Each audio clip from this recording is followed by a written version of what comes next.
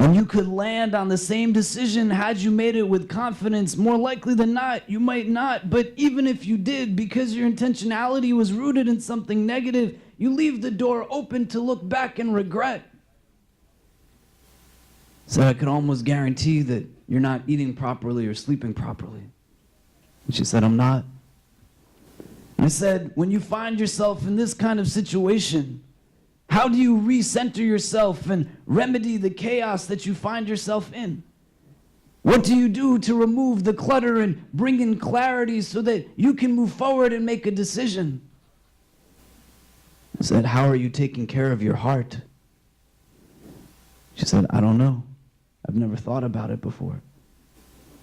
The same question I can tell you that I've asked to probably hundreds of people who come with the challenges of life and they're trying to figure out what it is they need to do to move forward. And when we get to this place where it's, well, how are you taking care of this morsel of flesh? As the brother said, that if it is set aright within you, then everything will be aright. As Muhammad sallallahu alaihi wasallam said, how are you taking care of it and giving it its due respect and dignity?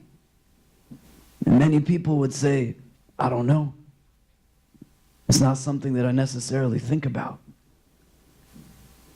If you took a moment to really reflect after days of fasting, may Allah accept it all from all of us.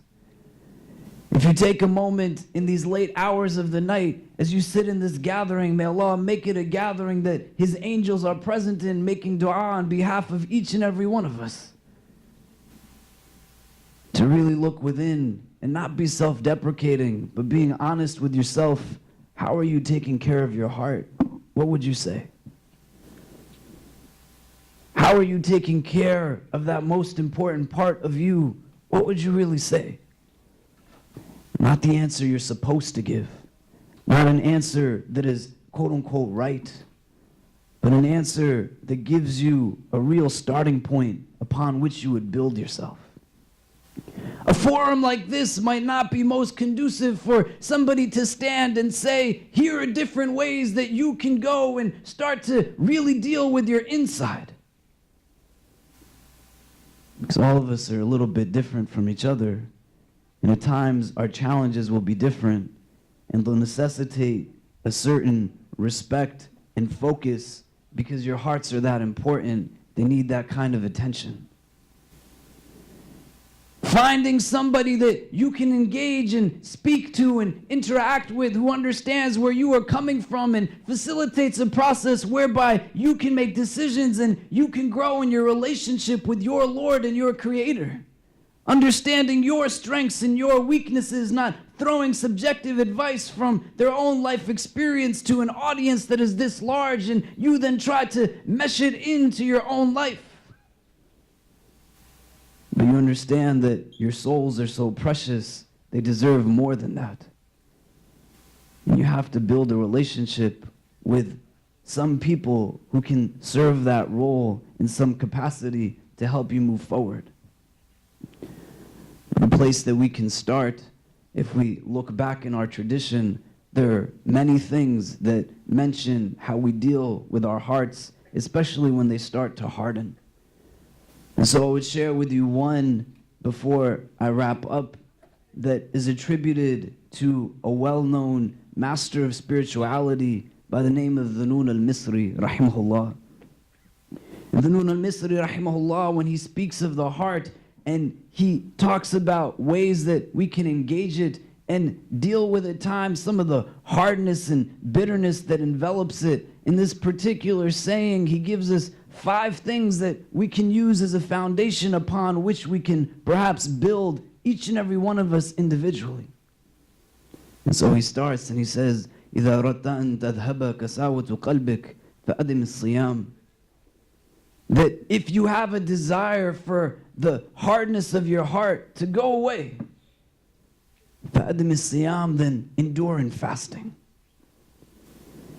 As a practice, we all know, for the most part, whether this is the first Ramadan we have ever fasted in our lives or we have fasted many, many more, that the action of fasting in and of itself, it changes us. We move away from simply satisfying our stomachs, and we start to be drawn to a satiation of our souls, and we go in a direction that we understand that the nourishment that we are seeking is not simply things that we will gain from the material. So I would say what will be important is that beyond the month of Ramadan, you continue to fast. You make it part of your regular practice. You engage in a fast that makes sense for you. And when we look into what really people did in our tradition, you saw that people were quite regular in it. Fast the middle days of the month if you can, 3 days. Fast on Mondays and Thursdays if you can. Fast every other day, as was the sunnah of the Prophet Dawood alayhi salam. You can even find in the books of fiqh some allowance by opinions where people said that you could fast every day of the year, other than the days that it was haram to fast. But it was something that people did not let go of, because the action in of itself had the potential of giving you a certain consciousness and mindfulness, and you know that in this month of Ramadan you feel it. You feel it quite differently than at any other time of the year. You see the potential that you can rear. You find yourself in a place where the presence of your heart that you are bringing to your prayer, the recitation of the Quran, to your charity, to everything that you are doing, your familial relations, your friendships, all of your interactions, it is different. And so as a practice, you want to be able to engage in it even beyond the month of Ramadan. Make a firm intention from right now and try your best to do it. Don't let it be something that you don't really take with you beyond this month. Dhanun al-Misri, he continues and he says, وَإِذَا وَجَدْتَ كَسَاوَةً فَأَطْلِ الْقِيَامِ, that if you continue, if you find that there is still a hardness there of your heart, then make the night longer. Make your standing longer in the night. And again, you feel it a little bit differently. The Prophet ﷺ, throughout the course of his days, he was constantly making moves. For 23 years, this man does not stop. He is on the battlefield. He is planning the community. He is growing everything that takes place within it. He is a husband. He is a father. He is a teacher, a counselor, an advisor. He goes through so much in terms of his first start with revelation through 23 years, and he doesn't sit down or stop once. But his body, even when it is in a state of slumber, his heart is always in a state of wakefulness. Tanama anaya wa la yanama qalbi, that my eyes, they sleep, but my heart does not sleep. And where he gets his rejuvenation, one of the many places, is in utilizing the nights in a very mindful and specific way. That when the world and everyone in it went to be with the ones that they loved in the late hours of the night, Muhammad sallallahu alaihi wasallam went to be with Allah. He was in a place where he was able to harness the true value of these nights that many of us leave behind. The irony of it being that when the night reaches its darkest of shades, that our hearts and our internal have the most opportunity and potential of being illuminated. And so you stand in these nights in ways that are purposeful, and you let yourself utilize them even for moments in ways that you understand that this is about your heart. And Dhanun al-Misri is saying that if you make these nights longer, it's going to lessen that hardness a little bit. He continues on and he says that if you still find a hardness after you have endured in fasting and you have stood in the night for prayer and you made the nights longer, al-haram, then refrain from that which is considered to be haram. And here it becomes a little bit tricky because we jump at times to stand and say that there's nothing wrong with me, I'm a good person. I would be the last one to say that any of you are bad people. This is not being a conversation that is coming from someone who is wretched like me. But you understand that the one who sets guidelines in terms of what is permissible and impermissible is a compassionate, merciful, and just God who has put you into this world. And the one who conveys the message to you is an individual who is sent as a mercy to the world. A man who had to deal with all of the challenges of the world and be responsible for carrying the last message to all of mankind, but still made time to smile to people when he saw them. Never turned his back on anyone when he was speaking to them.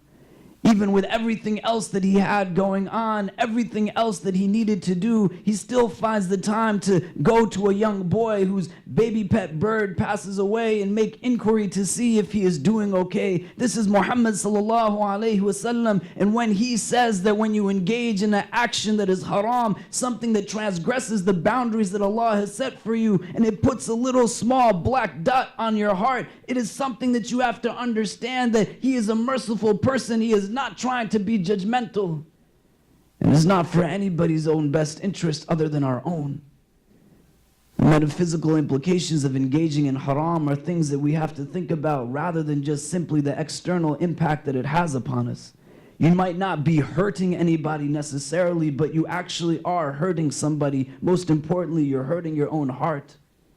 You want to be able to stay away from it as best as you can, and you deepen an understanding for yourself of what haram is. It moves beyond and doesn't undermine the value that haram is also drinking of alcohol, eating of pork, the committing of zina, and things like that. But lying is haram, breaking a promise is haram, gossiping is haram, cheating is haram.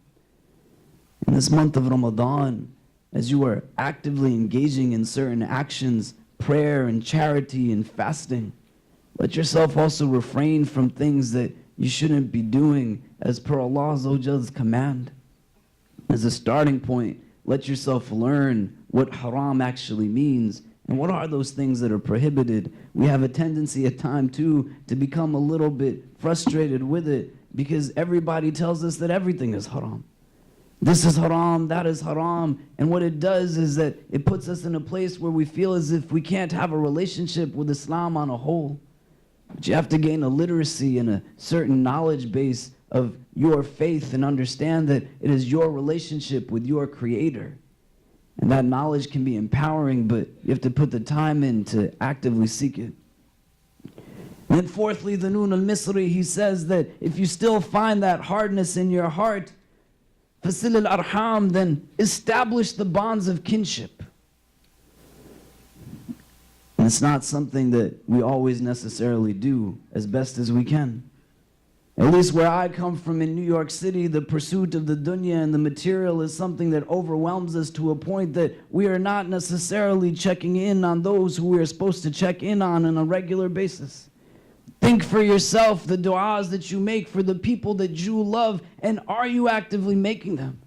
Do you pick up the phone and call the people that you should be calling? Do you let arguments that are really worth it be the reason as to why you are separate from each other? Or are there things that you could remedy and help you move forward in ways that will enable you to not carry a certain hardness within yourself? As we said last night, forgiveness sometimes is not always for the one who you are forgiving, but forgiveness in large part can be for the forgiver. Because you don't want to carry that toxicity inside of yourself where it needs to be light, where it needs to not have a certain heaviness. Fasil al-Arham.